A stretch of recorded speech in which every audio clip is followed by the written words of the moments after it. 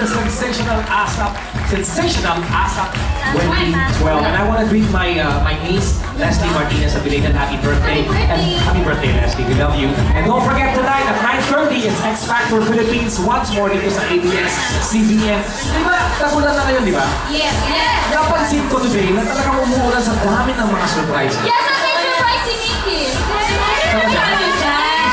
ba? Ano ba yung surprise? Ay, nako. Well, speaking of ulan, can I share a very memorable time that I had? Yes. Okay, ito. One time nangyari. Ito. Pag umuulan ng pagmamahal, ito yung nangyayari.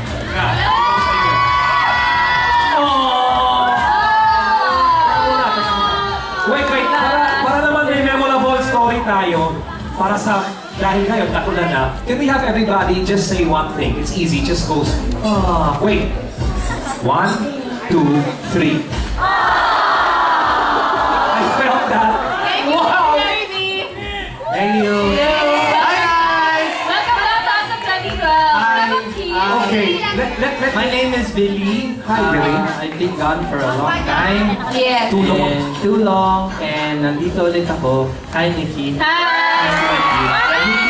Maulan ba sa pinanggalingan mo? Rainy season din ba sa pinanggalingan mo? Feeling ko hindi. Pero dito sa Pilipinas kasi rainy season, dapat nabigay tayo ng mga tips. Oo, yun na nga.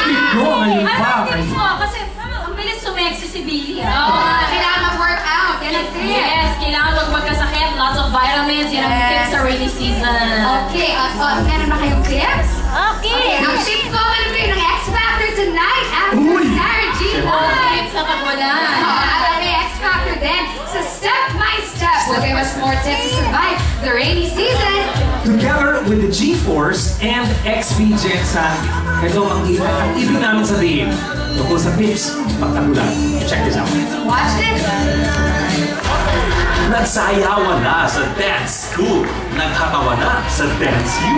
Ngayon, tuloy-tuloy pa rin ang masasayang sayawan sa pinakabagong ASAP dance segment para lang sa inyo. Ito ang Step by Step. Mga steps sa araw-araw